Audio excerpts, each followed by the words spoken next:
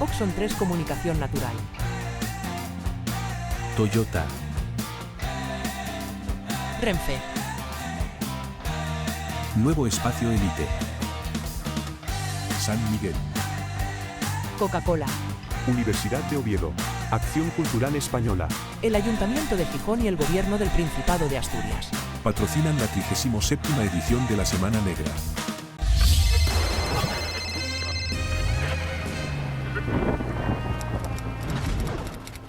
Bueno, vamos a empezar en unos segundinos. Solamente hemos mandado a Emil Zatopek a que vaya por el libro, la última novela de Leonardo, para que la podamos poner también en la mesa, junto a la de Paco Taibo. Esta ya avisaros que es muy bonita, pero ya no la podéis comprar porque se agotaron todas y esta es mía.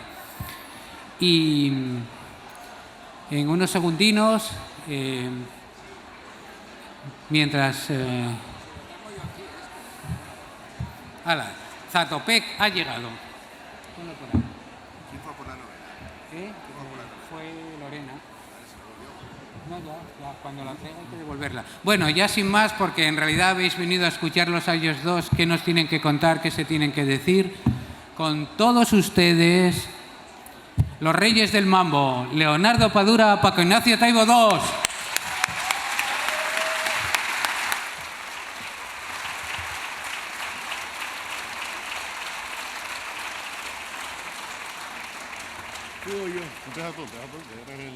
De mambo nada. Yo, la posibilidad, jubilado nada, ni jubilado. Cuando tenía 15 años, la primera vez que bailé con la que sería mi mujer fue la última, por decisión mutua. Y Leonardo era famoso porque no bailaba un carajo. Era el único cubano que no sabía bailar salsa. Porque habían dos. Él y Justo Vasco, y los teníamos a los dos en los mismos festivales. Pero es verdad que este encuentro que se produce hoy tiene un montón de claves de sentimentales. Y como yo soy dado a cultivar la educación sentimental, que está muy bien en tiempos en que la educación no funciona y la educación sentimental sí,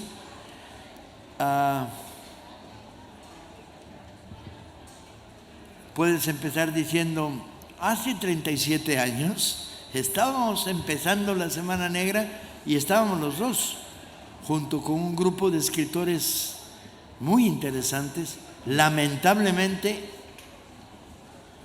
3/4 partes hoy desaparecidos. O sea que estáis ante la presencia de los dinosaurios de la novela negra en español. Que los dinosaurios son simpáticos, andan por ahí comiendo hierbita y no tienen pretensiones de ser directores de editorial Alfaguara, ni de Planeta, ni de nada. Los dinosaurios leen novelas policíacas a escondidas para que no los vayan a desprestigiar. Pero es verdad, han corrido 37 años desde que nació la Semana Negra, que pretendió en el arranque hacer cosas que parecían imposibles en aquella época. Primero, hacer un festival diferente, en el sentido de que no era de salón, no había alfombra roja, no nos dábamos aplausos formales, no tenía pretensiones de ser elitista, sino que quería ser festival literario, encuentro literario y fiesta. Cosas no compatibles según la buena sociedad de aquellos años. Nació con la casi imposible tarea de crear un puente entre Oriente y Occidente. O sea, poder tener en una misma mesa escritores búlgaros y rusos y norteamericanos o canadienses. Nació con la casi imposible tarea de crear un puente entre América Latina y España, que desde el punto de vista editorial eran la desconexión absoluta. Se había acabado ya la época del boom y en España se había decidido que Latinoamérica ya no estaba de moda. Estuvo de moda y como los gustos en materia cultural que dominaban y dominan en buena medida el mundo español, están construidos sobre la idea de moda. Pareciera como si el mundo editorial español estuviera en manos de la directora de Marie Claire o de Lola. El puente América Latina-España era un puente imposible de cruzar. Y la Semana Negra nació diciendo, no, vamos a hacer el puente. La Semana Negra más había sido pensada como un festival. O sea, naces, mueres y adiós muy buenas. Y fue el éxito popular la que la convirtió en un festival de continuidad. La que cuando acabó la primera Semana Negra nos despedimos. Y un mes después alguien dijo, bueno, vamos por la segunda. Y de repente estamos aquí con 37 ediciones. O sea, eran prácticamente no posibles los que estuvieron en el corazón de la Semana Negra. Había un posible. El posible era que en España se había creado un gusto por la literatura policíaca creciente, aumentando, gracias en buena medida a algunas colecciones claves, pero también gracias a que había un grupo de autores españoles muy potente, que habían enfrentado la transición española con armas nuevas, absolutamente novedosas. Las armas de Andreu Martín, Juan Madrid, Manolo Vázquez Montalbán, González Ledesma, eran armas muy novedosas desde el punto de vista literario. Habían elegido un subgénero. Imagina, era una época en la que todavía se decía subgénero y aparecían señores del mundo literario que te decían, no, yo novela policíaca no leo, mi hijo lee novela policíaca. Y tú decías, mamón, que venga entonces tu hijo, ¿tú para qué vienes aquí a visitarnos? ¿No? Era conflictivo, pero había ese gusto creciente y tenía una virtud, que yo creo que de esto podemos empezar a hablar, que era ecuménico.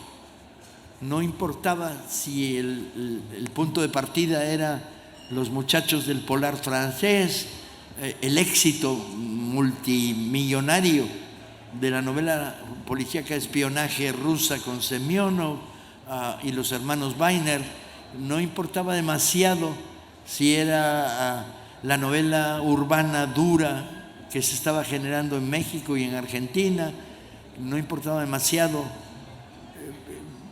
Cabían muchas maneras de entender lo policíaco, pero había una manera en común que luego se descubrió entre la primera y la segunda Semana Negra, que era el origen de los que hacíamos novela policíaca.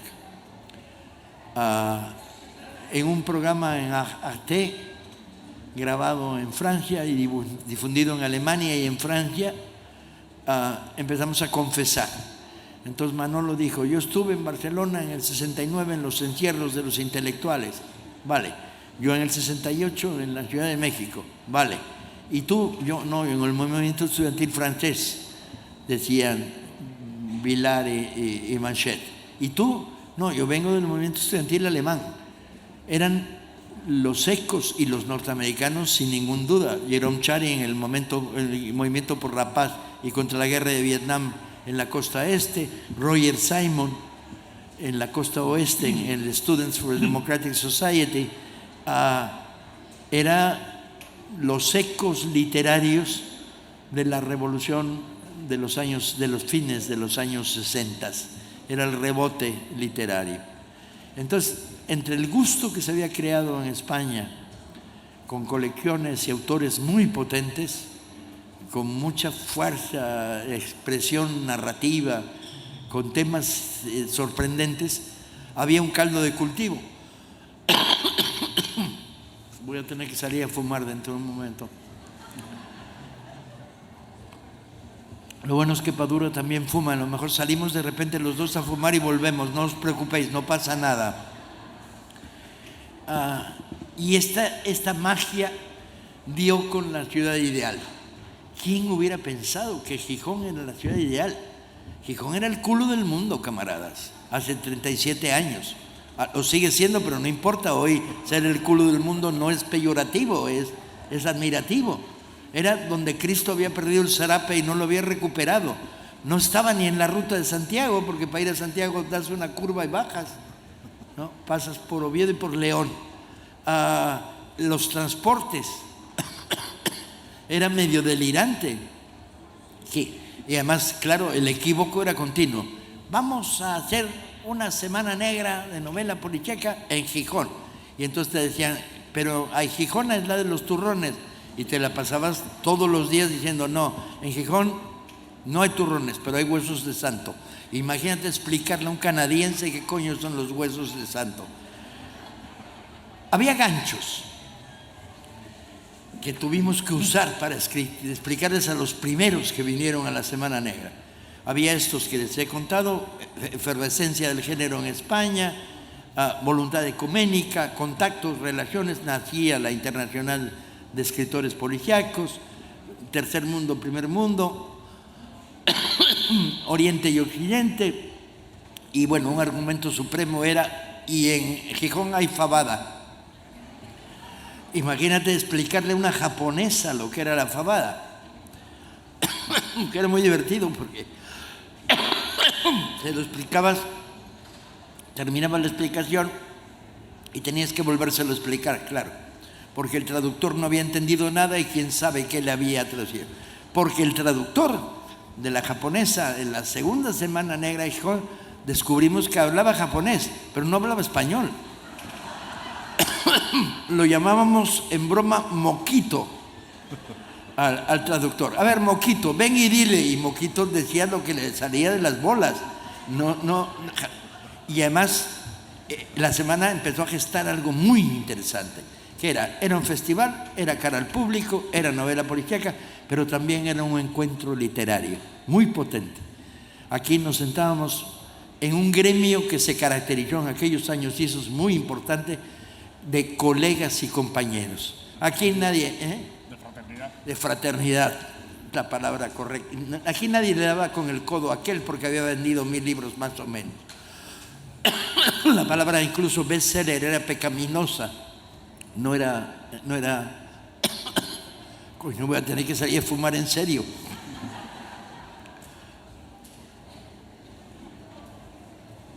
Y entonces se generó un encuentro literario.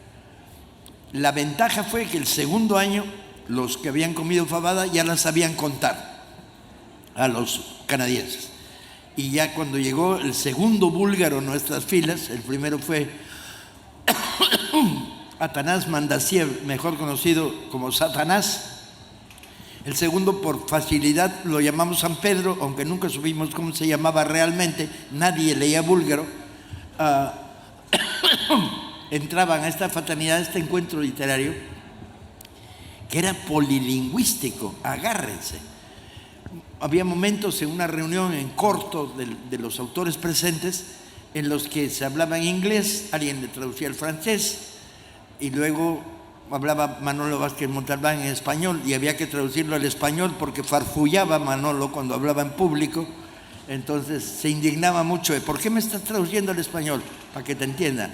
Y situaciones muy divertidas cuando de repente se lanzaba una perorata en checo y nadie hablaba checo, claro. Y entonces Justo Vasco, que fue muy importante para la construcción de la Semana Negra, era el único que hablaba. Él y Chavarría hablaban entre los dos 6 o 7 idiomas, o decían que hablaban 6 o 7 idiomas, porque Daniel hablaba griego, pero no servía porque hablaba griego clásico. Como verás, entenderte con griego clásico en Atenas no sirve ni para tomar un taxi. Y entonces justo le gritaba al checo, «Parruski», en ruso. Y el checo pensaba y decía, «Sigue, porque me va a dar un ataque de tos». Fraternidad, bien dicho por Justo, ecumenismo, internacionalismo muy potente, origen de izquierda en todos nosotros, izquierdas diferentes de acuerdo a qué países veníamos y qué momento estábamos viviendo, amor por la novela policíaca como novela que te permite contar la sociedad, ecos de los años agitados 60 que se reflejaban, y las virtudes de Gijón, que se demostró de repente como un lugar excepcional, porque era la única parte del planeta donde podías congregar públicos de masas en torno a la discusión de la novela negra.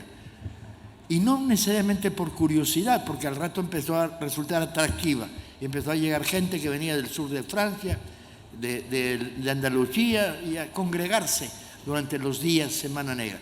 Y fue creándose una estructura, un proyecto, un festival y un mito. El mito era tan potente, que si tú vivías en Puerto Rico y habías escrito una novela policíaca y te había publicado una editorial de mierda de Puerto Rico que distribuía 18 ejemplares, cuando tenías suerte, si no 16, si no la presentabas en Gijón, no eras nadie. Y el mito era la Semana Negra, como el centro. Tuvimos virtudes, una de ellas es abrirnos. La Semana Negra incorporó casi enseguida el cómic, incorporó casi enseguida la literatura fantástica, incorporó casi enseguida la novela histórica, la ciencia ficción, y abrió. Y luego tuvo la última virtud, y con esto termino el arranque, incorporó la idea de que vivimos en un planeta en conflicto social y no vamos a mirar para otro lado, vamos a mirarle de frente. Y aquí se bailó la primera conga mundial contra el racismo, donde bailamos 9.000 personas tomados de la mano con una música en sinfín. Esta es la conga, la repetía hasta que casi mata a los bailarines de aburrimiento. Pero había 9.000 gente bailando, tomados del brazo, en un baile que implica el hacer corrillo, el tocarse. Aquí todos los movimientos reivindicativos de la década de los años 80, todos pasaron por aquí, con pleno derecho, con libertad de discusión, con capacidad de análisis.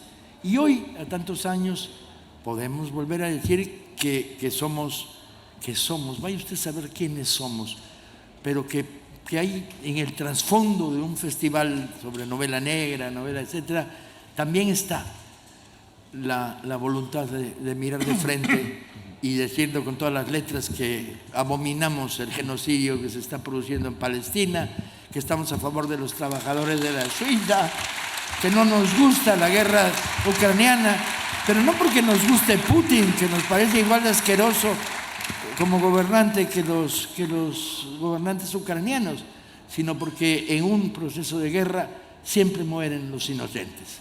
¿Y de qué lado están ustedes? Estamos del lado de las víctimas, y que aquí se habló de los desaparecidos, y de que aquí nunca le dimos la espalda a la gran conflictividad de nuestras sociedades. Y sí, fuimos y somos un festival de izquierda. Y luego, bueno, si a alguien le molesta, que se vaya. Hay festivales de derecha enormes, donde van cantantes pop y la mamá de un cantante pop que sale en las revistas del corazón, tíos, ir y gozarlo por ahí. Sí, somos un festival progresista, crítico, pero desde luego, ¿qué esperaban? Que gestáramos una ciudad con una maravillosa trayectoria progresista histórica, donde el modelo que imitamos fue el de las fiestas de la cultura, el de los ateneos libertarios, el de la tortilla de patata en la calle, mientras discutías los derechos femeninos para la libertad de procreación. Ergo, yo que ya de prólogo basta, ¿no? ¿Ya? Fraternidad, tú que fuiste el que introdujo la batalla. Bueno, muy buenas tardes. Gracias, Paco.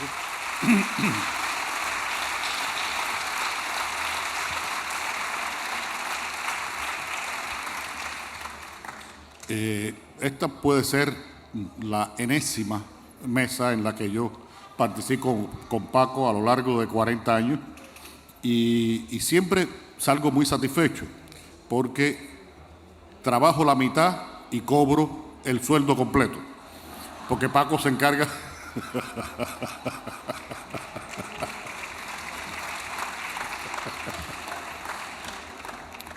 imagínense ustedes, quiero poner esto en un punto más personal, porque Paco ha hecho un recuento muy importante del significado en general de la Semana Negra. En 1988, cuando yo llego aquí a Gijón, tenía 33 años, había publicado en Cuba en una editorial nacional una novela, un libro de cuentos, una primera novela, un libro de cuentos, y había escrito mucha crítica sobre la literatura policial cubana. Esa crítica que yo había escrito en periódicos y revistas era bastante fuerte con respecto a la calidad que yo veía que le faltaba a esa literatura. Pero ocurrió una cosa, y esto de la fraternidad que yo le apunté a Paco, que Paco adoptó, funcionó, empezó a funcionar para mí desde ese momento. Esos escritores de novela policíaca, que eran muy malos escritores, eran muy buenas personas y no me guardaban rencor porque yo les cayera palos con mis críticas. Y hablaron con Paco y dijeron, oye, mira, hay una persona que escribe sobre nosotros, hace crítica, está escribiendo textos y queremos que vaya como periodista a la Semana Negra. Y así desembarqué yo aquí en el año 1988 como periodista, estuve en esa primera Semana Negra, tuve el enorme privilegio de poder conocer y entrevistar a algunos de los autores que de otra forma jamás hubiera tenido acceso a ellos. Esta mañana sacábamos la cuenta, Paco y yo, de que a esa primera Semana Negra faltaron 4 o 5 nombres, no más, de los grandes del momento, Pierre Waluy Maisualo, Le Carré, pero todo el mundo estaba aquí, estaba todo el mundo. Y bueno, pude entrevistar a Donald Wesley y por ahí anda Mariano Sánchez, que estuvo conmigo en esa entrevista. Entrevisté a Vázquez Montalbán, a Juan Madrid, a Andreu Martín, bueno, en fin. Y sobre todo tuve la percepción, que después se convirtió en convicción, de que había estado en un lugar que iba a cambiarme la vida, porque me iba a centrar, me iba a definir, me iba a ubicar en la literatura que yo creía que quería escribir y que cuando salí de aquí de Gijón me convencí de que era la literatura que yo quería escribir. Descubrí que había una nueva forma de hacer la literatura policial. En Cuba teníamos un acceso muy limitado a esa bibliografía y me fui de aquí con libros que casi todos los autores me regalaron y que los libreros que tenían libros de segunda mano me vendían a 25 o 50 pesetas porque era lo más que yo podía pagar por un libro. Y me fui con una maleta de libros de aquí y con ese sentido de que había podido conversar, porque hoy Paco decía algo en otro comentario que es muy importante. Yo creo que la Semana Negra ha tenido para nosotros 2 momentos. Ha tenido el momento de el trabajo propiamente de las presentaciones, de las conferencias, y la tertulia. La tertulia ha sido fundamental. Y en la tertulia la gente cuenta todo y habla muchas cosas. Y las tertulias se extendían muchísimo. Y salí de aquí con esa convicción. Y ya después, bueno, pude empezar a venir como escritor a la Semana Negra. He estado no sé cuántas Semanas Negras. Habría que ver en los registros de la Semana Negra en cuántas he estado. En las últimas ocasiones, incluso con Ángel de la Calle, hemos buscado alternativas porque por cuestiones de agenda no me coincidía con las fechas de celebración de la semana, y entonces hicimos presentaciones que un poco anticipaban lo que iba a pasar en la semana, unos días antes y así, y he estado de esa manera también muy, muy cerca. Y sobre todo lo que quiero decir con esto es la importancia que si para mí, como persona individual y como escritor, tuvo el fenómeno que se condensó, porque el fenómeno existía. La Semana Negra tuvo la capacidad de condensar y de catalizar ese fenómeno de esa nueva literatura policial, que se comunicaran por primera vez unos universos que estaban dispersos y que se juntaron y que avanzaron a partir de esa comunión que tuvieron aquí en Gijón. Y bueno, todos estos años la Semana Negra ha tenido un espacio mental y un espacio cultural dentro de lo que ha sido el género, y esto que dice Paco es muy cierto, que por aquí ha pasado todo el mundo y a veces el que no ha pasado es que casi como si no existiera, porque es un punto de referencia en lo que ha pasado en la literatura de estos años. Y ha tenido además otra enorme virtud la Semana Negra y lo que ha pasado con nosotros los escritores. Y es que hoy, por ejemplo, aquí en España, ya no solo muchas ciudades, ya hay barrios que tienen su Semana Negra. Es decir, la Semana Negra se ha reproducido de una manera absolutamente casi ya descontrolada. En América Latina hay eventos dedicados a la novela negra. Ahora pronto hay un Buenos Aires negro en el mes de octubre. Y así, esto ha sido como una bola de nieve que ha ido creciendo. Y sobre todo, pienso que es muy importante que se haya mantenido, que la matriz esa que se creó aquí se haya mantenido. Paco durante muchos años fue el organizador, el presidente de la Semana Negra, pero bueno, afortunadamente cuando pasó a manos hasta el año pasado de Ángel de la Calle, esto ahora con Miguel Barrero, pues pienso que va a seguir teniendo esa posibilidad. Y el hecho de que hoy estemos hablando aquí un sábado, que ahora incluso ha salido el sol y está perfecto para andar por los chiringuitos tomando cerveza y que haya posiblemente 1000 personas aquí oyéndonos hablar, demuestra que definitivamente hemos triunfado, lo hemos conseguido y ojalá la salud de la Semana Negra se mantenga por muchos años más, porque es la Semana Negra, esta es la Semana Negra.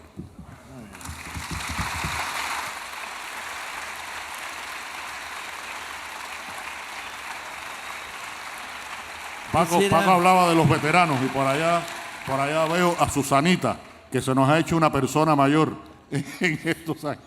Sigue siendo pequeña, pero sí, no creció. Entró en la Semana Negra vendiendo periódicos a quemarropa a los 15 años, ¿no, Susana? 14. Por ahí. La semana es muy peculiar y cuando empezamos a hacer anecdotario es muy divertida. En principio ha logrado algo que era fundamental, que era aportar sentido del humor. Una izquierda sin sentido del humor es lo más parecido a la derecha que se ha creado a nivel planetario, ¿no? Entonces, ha estado presente eternamente. Por lo tanto, cuando Padura decía, y hemos congregado 1 millar de personas, yo estuve a punto de decir, bueno, es que se anunció una conferencia de Taibo Padura que se llamaba Todo lo que usted quería saber sobre el sexo y nunca se atrevió a preguntarlo, y luego resultó esta cosa rara, melange de memoria, dinosaurios y reivindicación de lo policíaco. Pero el cúmulo anecdótico es tan rico. Conocí en República Dominicana a una escritora muy joven que me contó cómo era la Semana Negra cuando ella había estado. Y yo la miraba y decía, pero si esta no ha pisado Gijón jamás, evidentemente. Pero me la contaba con gran precisión. Y cuando yo fui, no sé qué, y yo decía, ¿en qué año fuiste? Bueno, en el 92, pero era el 93. Y yo decía, esta nunca pisó Gijón. ¿Y qué novela tenías? Bueno, mi novela saldría en el 94. Pero yo dije, bueno, a ver, seamos justos y sensatos. También han estado aquí los que no estuvieron. Y la lista es larga. Yo mantuve correspondencia con Graham Greene durante 10 años, diciendo, tienes que venir a la Semana Negra, explicando en mi maravilloso inglés que hace que en Nueva York digan que si yo soy de origen griego.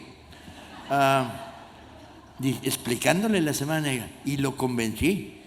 Y la última carta me dice que tiene cáncer de pulmón. He tratado de convencer a Le Carré que viniera por aquí y me explicaba muy amablemente que era el momento en que escribía su novela del año en Cornualles y entonces no había manera de secuestrarlo. Pero también es verdad que durante años existió el mito de Paco habla con el satélite, mismos que les voy a explicar para que lo gocen. El método para saber si va a llover o no es el método que yo aprendí de mi infancia, de viejos marineros, que es te chupas el dedo, lo levantas, ves si sopla nordeste o gallego, y entonces dices, ¿va a llover o no va a llover? Todo el mundo en Gijón sabe que si sopla gallego, llueve. Las negras y nefastas influencias de Galicia vienen bajo la forma de la lluvia o de las columnas franquistas que entraron en Oviedo. Y entonces yo usaba el método tradicional, salía a la terraza del Don Manuel, veía cómo se movían las banderas, chupaba el dedo y ahí veía. Pero llegó un momento en que descubrí, en una época pretecnológica, el dedo era tecnología de alto nivel, pero en una época pretecnológica me pregunté, ¿y quién sabe cómo es el clima en el Cantábrico? Y descubrí que había un departamento meteorológico en el aeropuerto de Heathrow, y llamé. Lo que siempre hemos tenido es mucha cara, entonces llamé, descubrí y encontré un tipo que se apellidaba Abad, probablemente de origen judío inglés, con apellido de cura católico, pero bueno, como suele suceder. Y cuando lo encontré le dije, cuéntame tío, sálvame, yo dirijo la Semana Negra de Gijón, que está, ¿dónde está Gijón? En Gijón no, en el Cantábrico. Y el Cantábrico no existe, los ingleses no reconocen esto como el Cantábrico. Después de 30 explicaciones, dijo, sí, ya lo veo en el mapa. ¿Y qué sabes? Y entonces Abad me decía, rachas tormentosas, 17 kilómetros por hora, hoy llueve, te jodiste. Y entonces yo regresaba con la información que me daba este hombre. Y entonces la dueña del Don Manuel, Anita, estaba esperando el momento clave, que era verme cuando salía de la cabina telefónica, y me preguntaba, ¿va a llover o no va a llover? Y yo decía, sí, hablé con los ingleses y va a llover. Y como acertaba yo, no yo, el centro meteorológico del aeropuerto de Heathrow, Anita dijo, es que Paco habla con el satélite. Que es muy gijonés esto, ¿eh? Y entonces empezó a correr el rumor. Entonces, las vendedoras de globos de origen gitano, que nos honran con su presencia en la Semana Negra y años tremendos, algún día les contaré la anécdota de por qué hubo un año 187 vendedoras de globos gitanas en la Semana Negra. Se las voy a contar después de esto. Corrieron el rumor. No, hoy no llueve, que Paco habló con el satélite. Y eso sonaba en el lenguaje llano, popular gijonés, a que le di órdenes al puto satélite para que lloviera o no lloviera. Entonces el mito empezó a crecer, los de los bares, Paco, ¿qué? ¿Llueve o no llueve? ¿Hablaste con el satélite? Y yo, tío, yo ya, ¿qué voy a explicar? Lo bueno de ser escritor es que cultivas los mitos, les das vuelo, les das aire. Que esto de que yo hablo con el satélite me viene muy bien. Hasta que un día no encontré a Abad, el que estaba ahí no sabía dónde estaba el Cantábrico, la información que me dio no servía para nada, y yo dije, llueve, y no llovió. Y entonces corrió el rumor de Gijón de que había hablado con el satélite, pero que los ingleses eran unos hijos de puta. Las gitanas y los globos. Gracias, pero la de las gitanas y los globos es mejor. Paco Pino, el jefe de seguridad de todo, llamados CETOS, Servicios Técnicos de Organización, eufemismo para designar a la horda que protegía este recinto del caos, llegó y dijo, Paco, páralos, porque se nos está inundando de gitanas que venden globos y nos bloquean las calles. La Semana Negra siempre fue concebida como un paseo. Es muy importante. Caminas y aquí hay una carpa. Pasas por esta librería, das la vuelta. La semana tiene que ser un continuo, un paseo. Y nos metían unos bloqueos de 3 pares de narices, las globeras gitanas. Y entonces, ¿y qué hago? sácalas de los centros de la calle, ponlas. Y digo, Paco, ¿tú qué coño te crees? ¿Que yo soy el director de este festival o qué carajo? Y me dijo, solo tú puedes hacerlo. Esas cosas a uno lo ponen, es como hablar con el satélite, como todo el mundo sabe. Y entonces hablé con una que parecía medio jefa. Y le dije, señor director, porque hablaba con acento claramente falso, debía ser de catalana, pero hablaba con acento para que funcionara, para vender globos. No sé por qué vendes más globos y señor director, déme un permiso. Y yo decía, ¿un permiso de qué? Para vender globos. Digo, te doy un permiso, pero tienes que ponerte en el borde. No puedes ponerte en el centro de la calle, porque me planchas las calles, me las destruyes, el sinfín. Y entonces redacto a máquina, ahí mismo en la oficina, a la señora Concepción Linares Ortega, tiene permiso para vender globos en la Semana Negra, siempre y cuando lo haga en los bordes de la calle y no en el centro. Y firmo. Y al día siguiente llega Paco Pino y dice, ¿qué hiciste? Que tío, le firmé un permiso a una que parecía la jefa y que me dijo, señor director, para que vendiera globos de manera correcta. Y me dijo, sí, asómate. Salgo de la oficina y veo 100 globeras. Las muy cabronas habían fotocopiado el permiso. Y teníamos 130 vendedoras de globos haciendo lo que les salía de los ovarios, tío. Esto era muy Semana Negra, porque primero, porque teníamos sentido del humor involuntario, ya que otra te quedaba si hablabas con el satélite en la mañana y convencías a una globera que saliera del centro de la calle en la tarde. Pero el anecdotario es de una riqueza tal que corría el rumor de que yo tenía una pistola en mi oficina, en el cajón, en el despacho. Perdón que me vaya al anecdotario, pero es que es lo más fácil, recobrar anécdota. Que tenía una pistola. De mentira, que voy a tener una pistola. Tenía un revólver falso del 38 que era un encendedor para fumar. Y entonces apretabas y salía una llamita. Pero en la duda corría el rumor. No, Paco tiene una pistola en el cajón. Y de repente un feriante que era más malo que pedir perdón, de apellido Nieto, se dedicó a hacerle la vida imposible a la señora del gusano. La del gusano, una señora gorda, que este cabrón ponía su aparato de tal manera que le cerraba el paso a los clientes que eran los de la señora del gusano.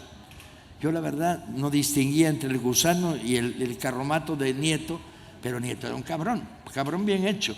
Y entonces se ponía de tal manera que bloqueaba a los que se iban a subir al gusano. Y la señora lloraba y lloraba y lloraba y venía al despacho de la dirección a decir, y no me deja, y no puedo, y no he hecho una peseta.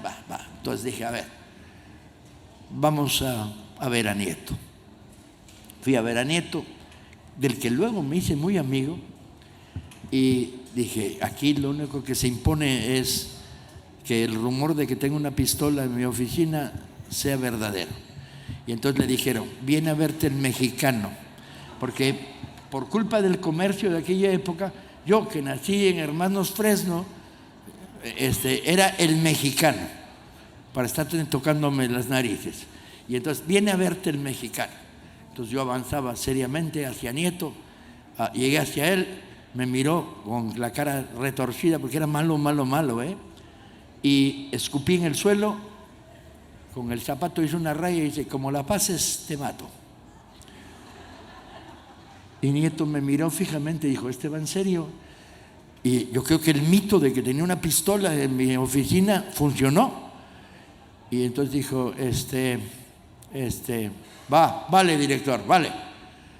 Pero vale, mueve tu cacharro que entren los de la gorda del gusano. Pero la gorda del gusano es una marrana y me dio 30 explicaciones por qué había que sabotear a la gorda del gusano. Pero funcionó. Y entonces el mito ya era cojonudo. Yo hablaba con el satélite, firmaba permisos para poner globos y amenazaba de muerte a causa de que tenía una pistola a uno de los feriantes más malignos de la Semana Negra de Gijón. Y es que la semana tenía una componente mítica muy divertida para dirigirla. basada en que, bueno, uno era escritor y autor de novelas policíacas. A ti te deben haber tocado 30 de esas, ¿no? Sí, pero ninguna como las tuyas, ¿no? Esto, bueno, evidentemente me estoy ganando el salario hoy de una manera espectacular.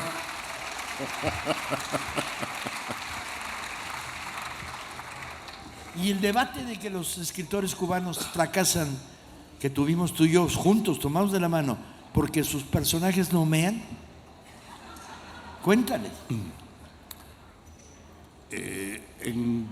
Esos escritores cubanos que vinieron acá a las primeras semanas negras, habían escrito algunas novelas y algunas estaban bien, sobre todo las novelas de Daniel Chavarría, esas primeras novelas de Daniel Chavarría, que era un uruguayo que vivía en Cuba hacía muchos años y había escrito algunos libros notables, pero la gran mayoría de las novelas que se publicaban en Cuba entraban, todas pertenecían a una categoría que se llamaba novela policial revolucionaria. Era una novela que había surgido en los años 70, una novela policial que había surgido en los años 70, auspiciada por el Ministerio del Interior, nada más y nada menos, en un momento en que además la represión cultural en Cuba había alcanzado unos límites muy elevados, muy elevados. Era lo que se llamó el proceso de parametración. En un Congreso de Educación y Cultura se dictaron determinados parámetros y los artistas que no lo cumplían, los artistas intelectuales, docentes, eran marginados y muchísimos artistas cubanos estaban marginados. Y la novela policial, con una utilización de esta lucha entre el bien y el mal y un fin más didáctico, pues se adoptó para escribir una novela de propaganda.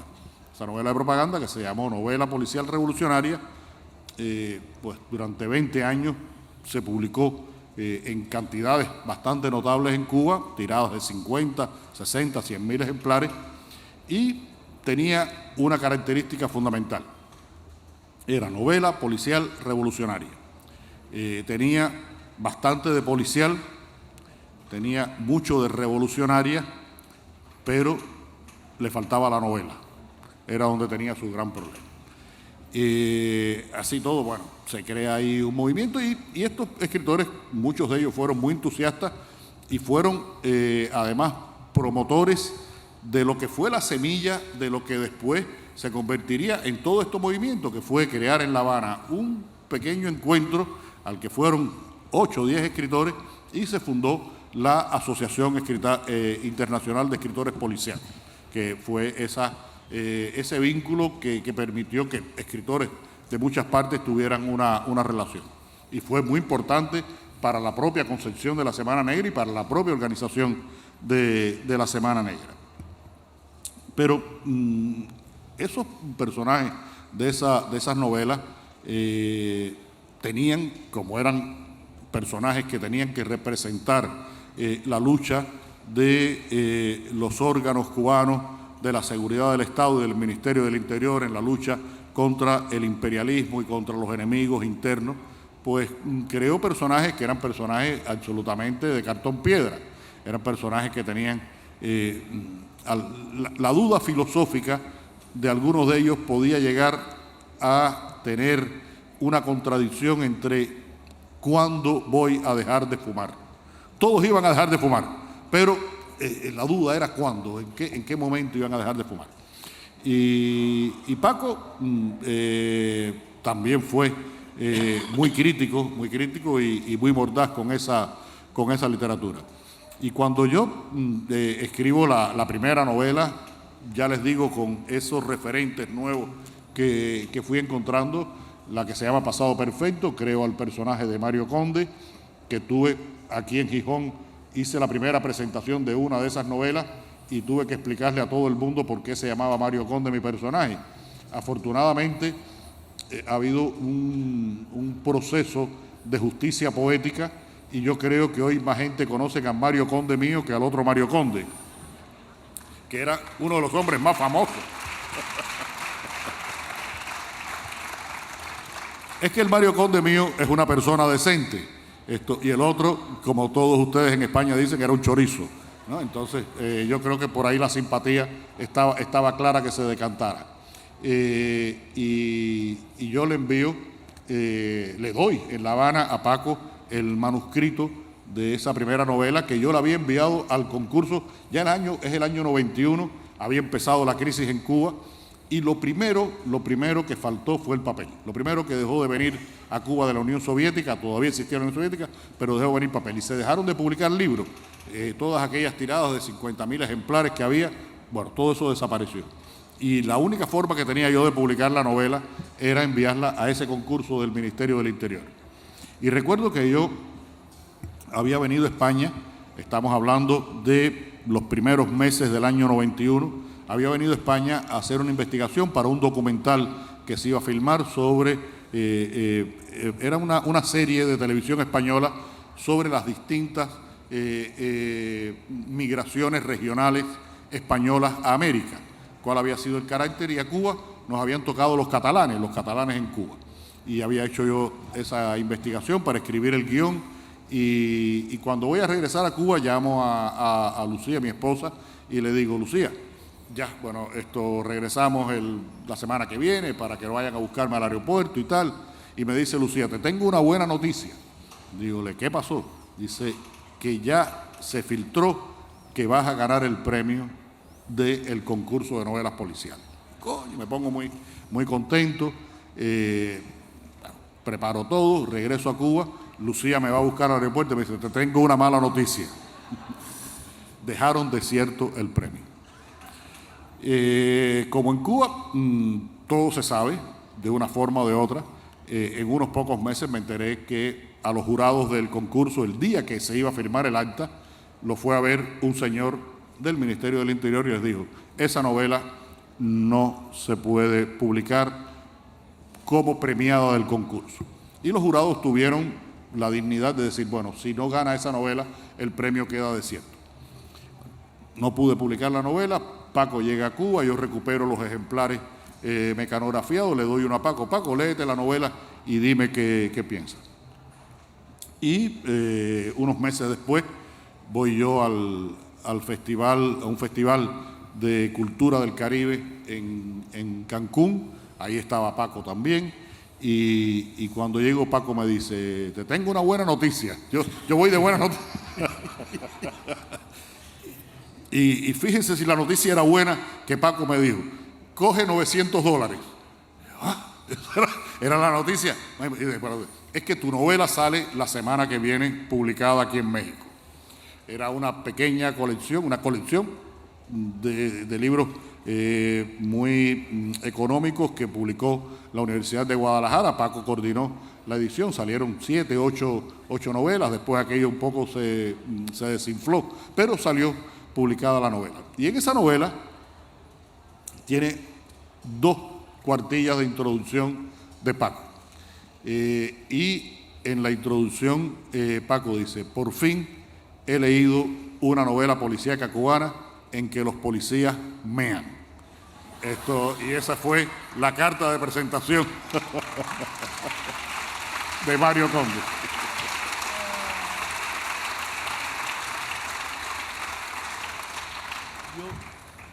Se me está pasando la hora, ¿alguien sabe si tenemos más minutos, menos? Estamos pasados. No, pero a ver, yo quería decir algo más. Quedan 7 minutos con 40 pero bueno, segundos. Como Paco ha hablado mucho, yo quiero hablar un poquito más. Esa palabra que le soplé a Paco, lo de la fraternidad y las relaciones que se establecieron entre todos estos escritores. Pienso que realmente lo que aquí, vuelvo a decir, se condensó y se catalizó a través de la Semana Negra fue muy importante. Por ejemplo, el editor italiano de casi todos nosotros era un asistente, estuvo en la primera Semana Negra, Marco Tropea. Sí. Fue un asistente consuetudianario de la Semana Negra. La editora francesa que nos ha publicado a muchos de nosotros, Anne-Marie Metelier, también asistió a la Semana Negra. Editores de otras lenguas que también pasaron por aquí y se fue estableciendo como una internacional, que fue muy importante en un momento en que Paco lo decía ahorita, que el hecho de los escritores latinoamericanos insertarse en el mercado editorial europeo, en el que había en esos momentos sobreabundancia de buenos autores de novela negra, de novela policial, pues era complicado. Y aquí se creó ese gremio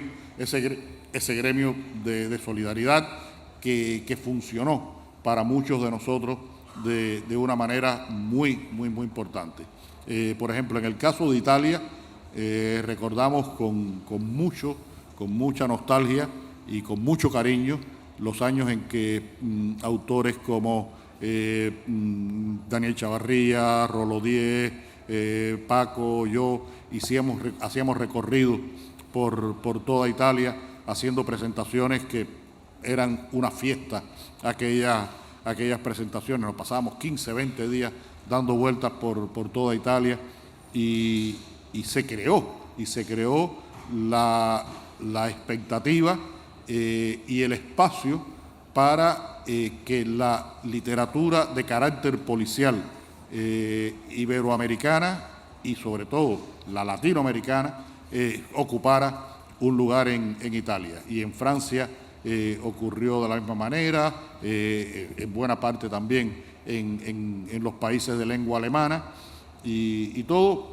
tuvo que ver con esa comunión de intereses. Y por supuesto que, como en todas las familias, hay veces que puede haber un recelo, puede haber un poquito de envidia, pero creo que lo que predominó fue realmente ese espíritu fraternal que hemos sabido conservar a lo largo de todos estos años, y que yo en particular le tengo un enorme respeto y una enorme consideración a todas esas personas que nos ayudaron a que los policías cubanos pudieran mear.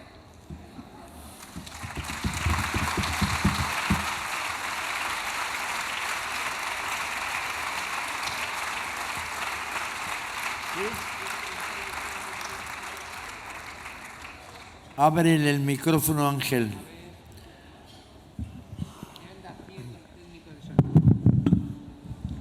Despertad al técnico de sonido, por favor. Ya, bien. No, solamente descansa. Reflexiona. Pues hasta aquí. Si tenéis un minuto para decir alguna cosa reivindicativa, gloriosa, literaria, estupenda, decirnos qué estáis haciendo si no lo habéis dicho, y lo podéis resumir en una... Decía Paco Ignacio Taibo I que toda brillante idea que no se pudiera resumir en un minuto ni era tan brillante ni era tan idea. Así que si sois capaces de resumir en un minuto en qué diablos estáis metidos ahora mismo, y la próxima vez que vengamos de qué nos vais a hablar, perfecto. La Semana Negra es un país con reglas muy particulares. Libertad absoluta, capacidad crítica absoluta, respeto por el gusto de la gente y todo a la mayor gloria de los lectores. Y esto es algo que se construyó, no una persona, lo construimos entre todos, incluidos todos vosotros. Si después de 37 años, dos de los dinosaurios, somos capaces de congregar a un público como este, algo debemos haber hecho bien a lo largo de todo este tiempo.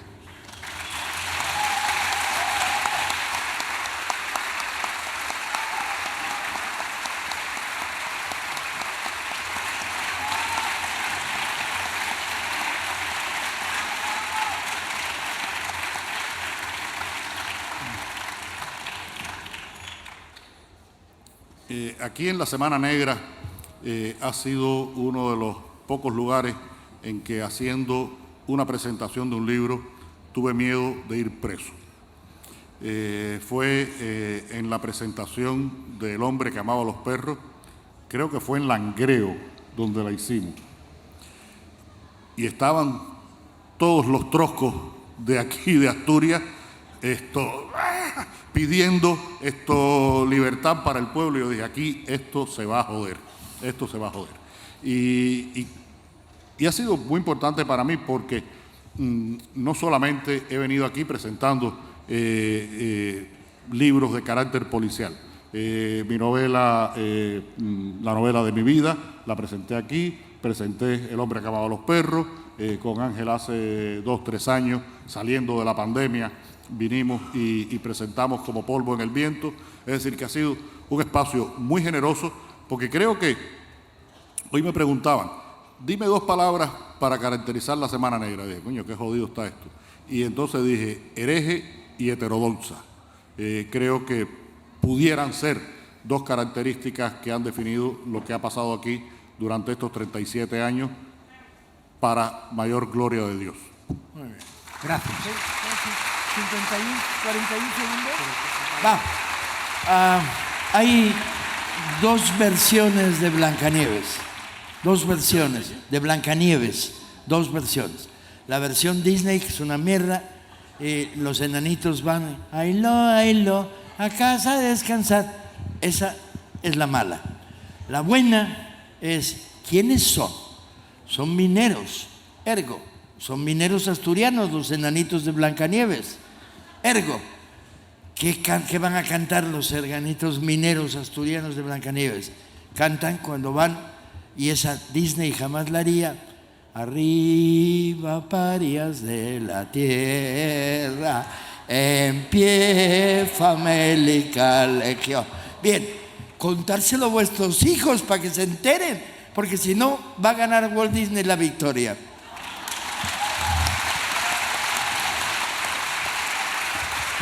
Buenas tardes, muchas gracias. Buenas tardes. Desalojen.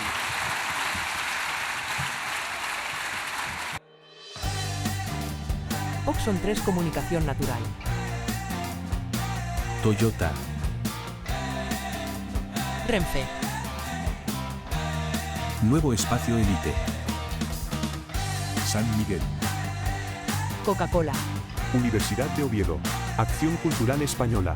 El Ayuntamiento de Gijón y el Gobierno del Principado de Asturias. Patrocinan la 37ª edición de la Semana Negra.